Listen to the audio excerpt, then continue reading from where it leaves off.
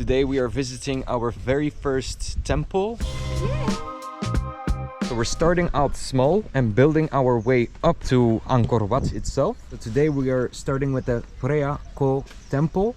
It is a Hindu temple built in the late 9th century. I think, to be exact, 879. So basically this site is situated east of Siem Reap, a little bit out of the way and not close to Angkor at all. I think it was half an hour's drive. Not many people do it because it's so remote, but you have to make choices. But if you do have time, you can definitely take your time, visit this one, build your way up to the grandeur of Angkor Wat itself, and also be able to enjoy some ancient temples without the floods of tourism.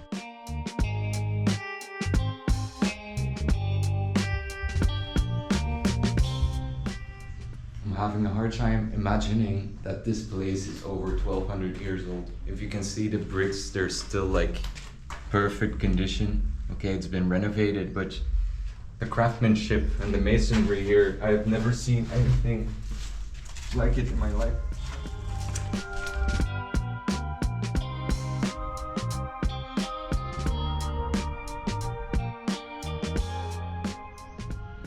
So basically, this used to be on top there. You can see all kinds of Hinduist gods depicted. These stone doors have so much detail and it's preserved incredibly well.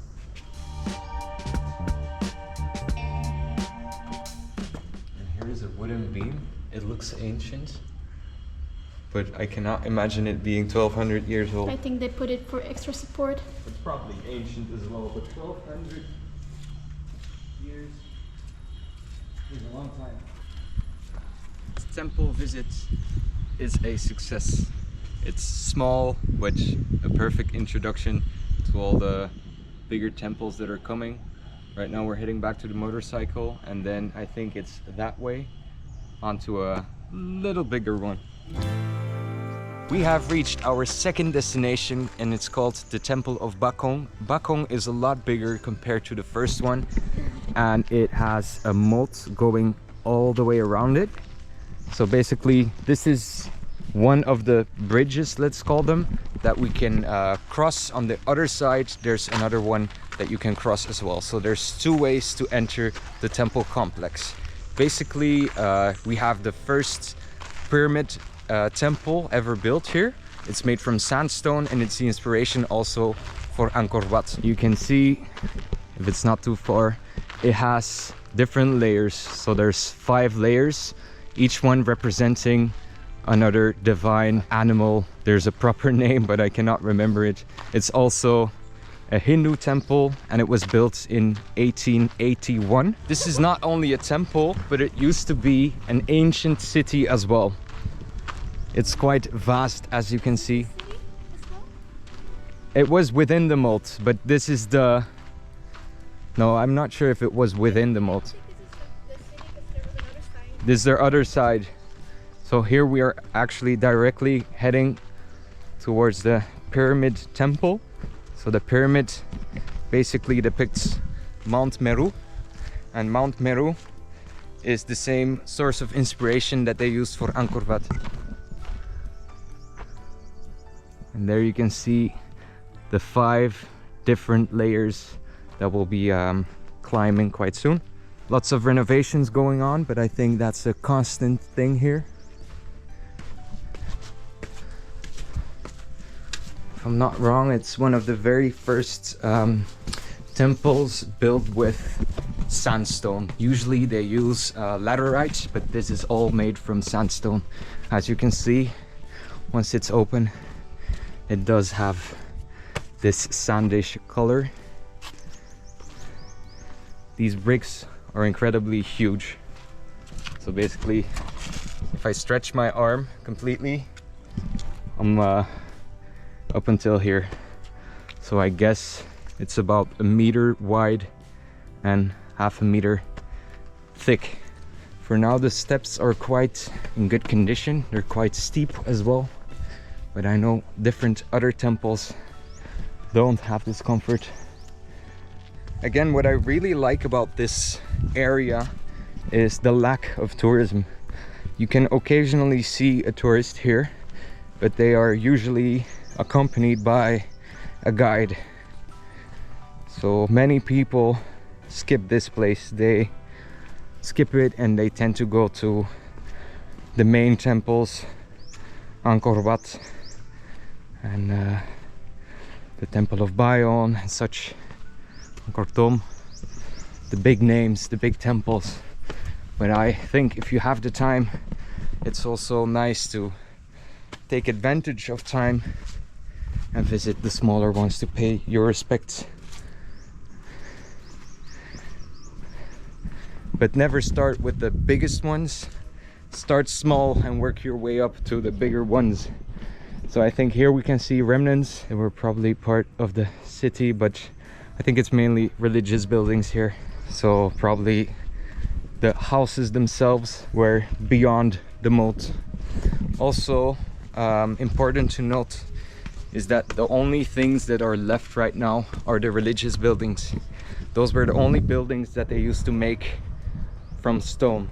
All the other buildings were made from wood so that they eventually would decay, but holy buildings were allowed to be set in stone because that way they would last forever. As we can see, there is truth in that state of mind. And here are the lions. You will see those a lot at entrances. They are a holy animal, oftentimes associated with monarchy. So it's a very powerful symbol. And here we are inside. There's a gap in the floor. And again, you can see the color of the stone is clearly more to the orange, sandy tone. It's incredible. Wherever you see remnants. This building has been exposed by sun and monsoon seasons for centuries, for over 1,200 years, and still there's, if you look around, so much detail.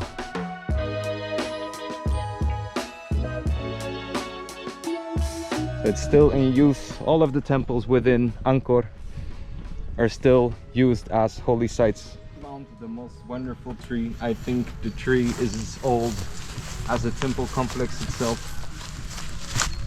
I've never seen anything like this. And even here you can see ruined blocks. Basically everywhere you look you can see something. Across the water you can see some kind of stairs leading down, and then also remains of an old wall. Yeah, it's incredible. I have no words for the things that I'm witnessing right now. Google Maps, I do not know what is wrong with you, but all of the roads that you've taken me on today are terrible. I don't know if that's just Cambodia. There's like back roads that are not even supposed for motorcycles. It's just for people that walk, pedestrians.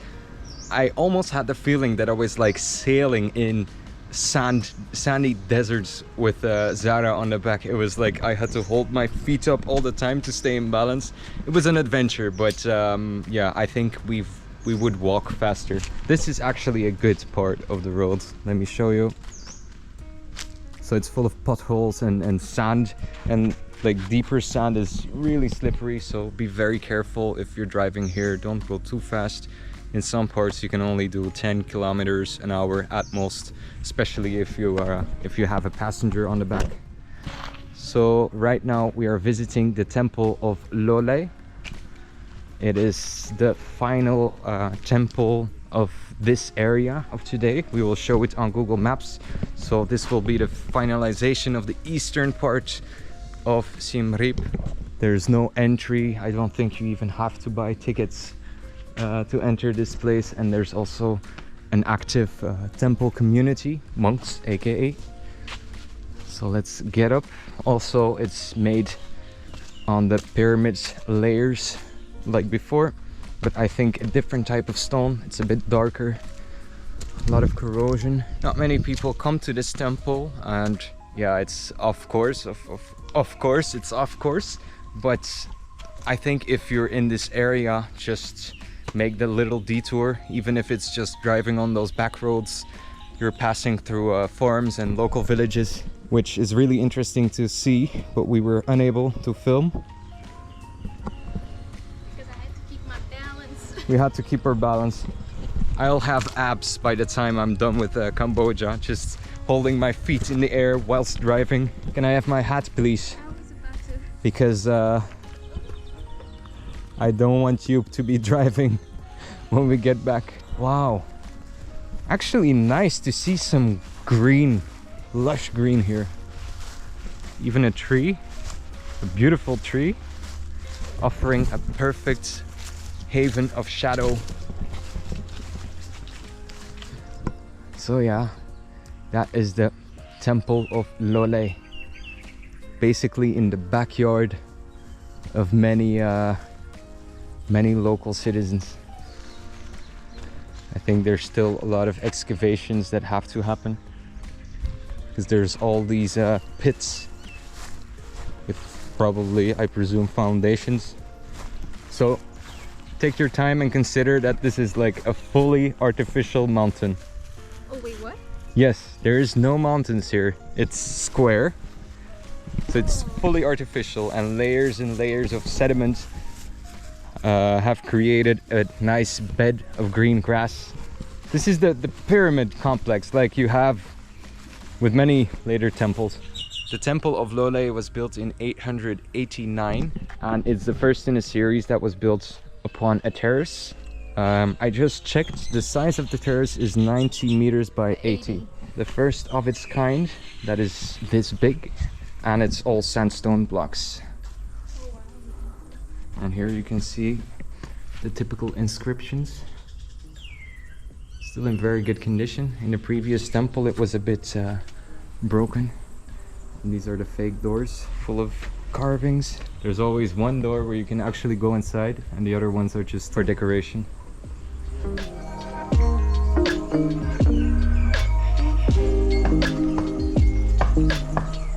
This tower is not in the best shape. One half is completely broken.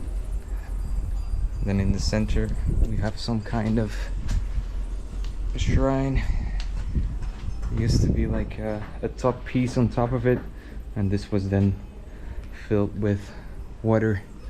When it rains, I can imagine it filling up again with water.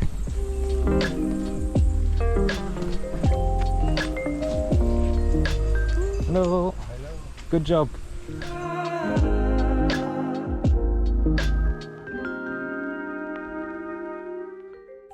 And this is the current day Buddhist temple. It's a very active site. Really nice to see that all these original sites of Hindu temples, even when they converted, when Cambodia converted from Hindu to Buddhism, that they're still actually using the same sites and also improving the condition of it as well. Taking care of it. You barely see any trash, which I really like. You can see they respect the heritage, as they should, because these are national treasures that you can rarely find anywhere else in the world. So it's a bit smaller, but it's nice to unwind, see some greenery, beautiful trees, full of ants.